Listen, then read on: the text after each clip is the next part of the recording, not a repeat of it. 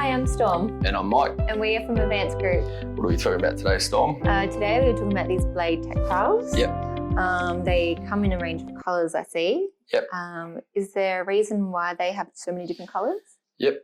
So the industry regulations for installing tactiles is to have a contrast from the floor or ground or pavement surface. Mm-hmm. Now, there's two different types of contrast. There's colour contrast and then there's luminance contrast, mm-hmm. and they're a little bit different.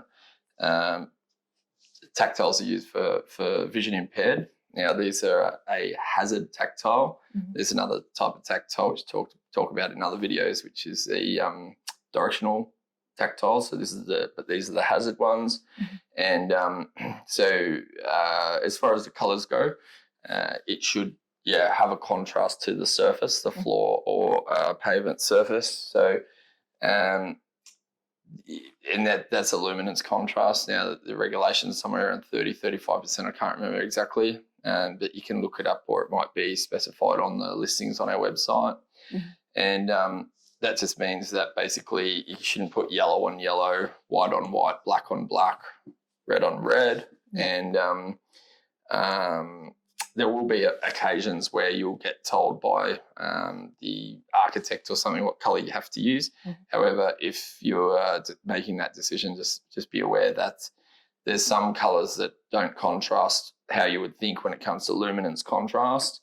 And one example where it is counterintuitive is when you're putting yellow on concrete, you would find that white and ivory sometimes, or a lot of the time, will have a better luminance contrast to yellow. And so as someone that's not vision impaired, you wouldn't know that. But just be aware that sometimes the yellow on concrete might not meet the regulation for having a colour contrast. So how do you install them? Did you say you just push them into the concrete? Yeah, so typically you would use like a demo saw. So for tradies that know what a demo saw is, it's designed and made for cutting a groove in concrete or brick or anything masonry like that. So they'll have a diamond saw blade, and those thicknesses of those saw blades are the right thickness, so that when you push this down into the concrete or asphalt, it's got some little, you wouldn't call them maybe fins or something. It's got some little tapered parts here that will sort of grip when it's hit down into the concrete. Mm-hmm. And there's different lengths of the blades. So this is 15 mil. So this one's more for asphalt. This one's 15 mil. It's for asphalt, although it's black, so you possibly wouldn't use that one. This one's got a 10 mil long blade, so that's for concrete, and same as this one. Now, you could probably use either of them for either. However, because it's a shorter blade, if it is asphalt, it's possibly going to come out. So just be aware that there are the different blade lengths for the different surfaces like concrete or asphalt. Yeah. What are they made out of? So this is a special polymer. Now, I don't know if it's more than hundreds or however many types of different plastic polymers there are, because everyone has their own different unique blends and techniques for making plastics. Mm-hmm. Now, when you've got something that's on the ground that's getting heavy traffic, you don't want it to sort of wear out and deteriorate prematurely. And also, if it's in the sun, you don't want the UV to degrade it quickly. Mm. So these particular poly blends are specially made with under the desire to have it to be able to last a long time with heavy traffic and with the sun. Nothing's invincible, obviously. Mm. So, but just be aware that there has been some, cheaper, Chinese type products in the past that have been produced and sold in Australia and other countries where they haven't lasted even a year. And so I would highly recommend not going with cheaper and non-brand name products like that, just because you don't want to have to go out to a warranty claim and be doing something twice, especially if you've done a significant amount of effort in the first time installing it. Having to do it twice would be either detrimental to your business or potentially critical. How long do you think these ones would last?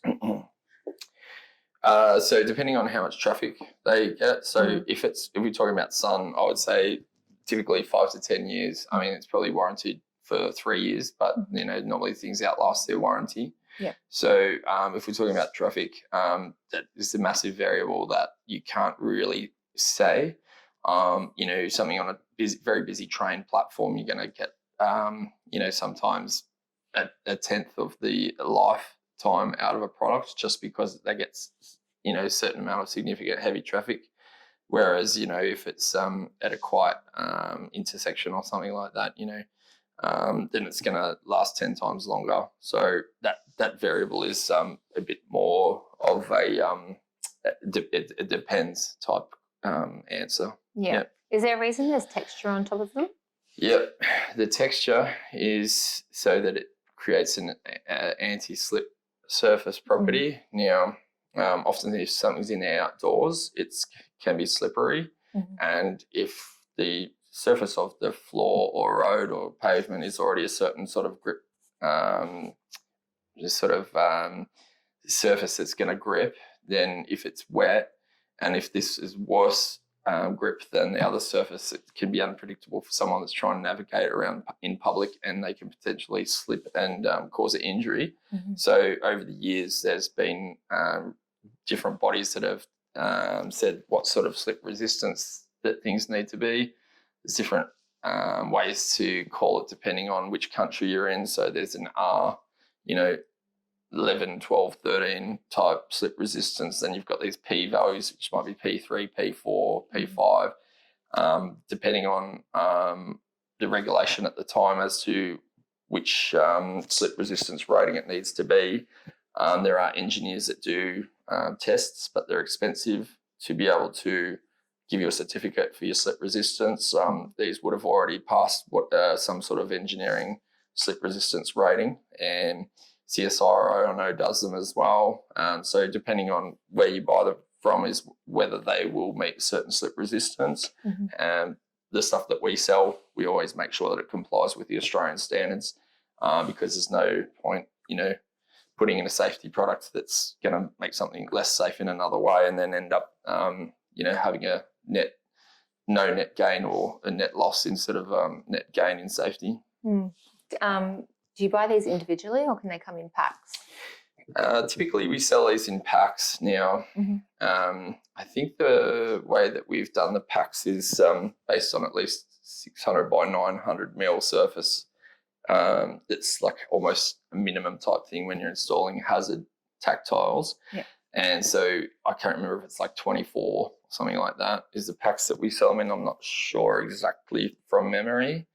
And so if you're buying one pack, it's whatever it says, however many quantity it is on our website. Yep. If they need to buy numerous packs, can they get a discount for buying them in bulk? Yeah, definitely. Most people not just buying one pack. So the bulk discount levels come in at, I think, 5, 10, 30, 50 and 100. If you want to know what those prices are, you can press the button on our website that says bulk discounts and the table will pop up with those prices. If you are a tradie that's sort of buying off us regularly and you think you would qualify for trade pricing, you can contact us. We can register your email address with trade pricing. And then that means every time you go on our website, if you log in with your trade, with your email address, you'll see your price and then a further discount for bulk. Yep. I don't think I have any other questions. Is there anything else we've missed? So maybe I'll get to the reason why this is a different sort of tactile. It's stuck all together like this for a reason, obviously. Now, if you have to do, say, for example, 200 meters of tactiles.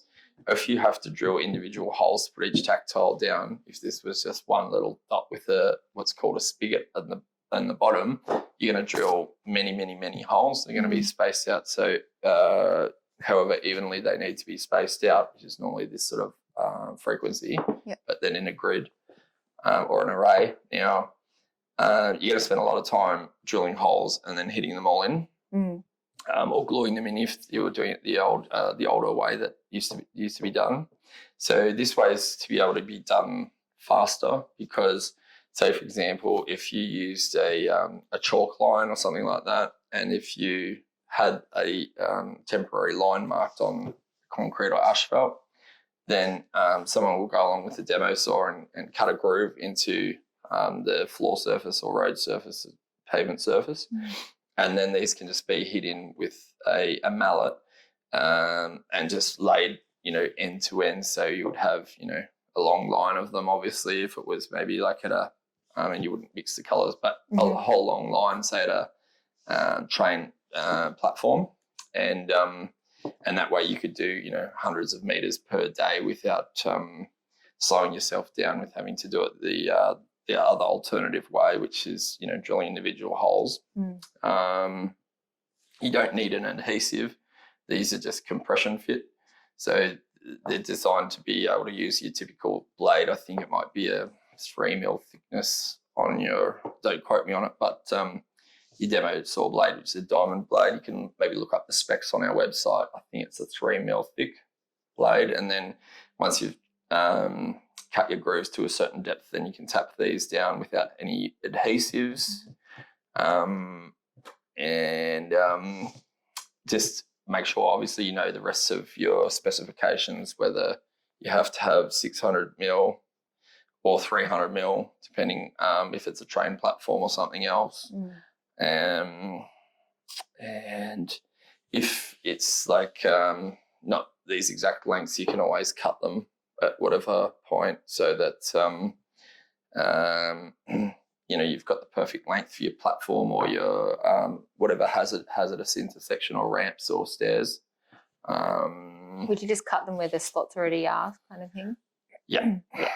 So typically your saw blade is kind of coming at a certain angle. So this is sort of a nice handy guide that you wouldn't cut it straight. You would always cut it with an angle so that it would meet wherever your saw is the mark is or groove is ending, so that this would meet nicely the profile of the saw blade, and then you won't have a messy finish at the ends.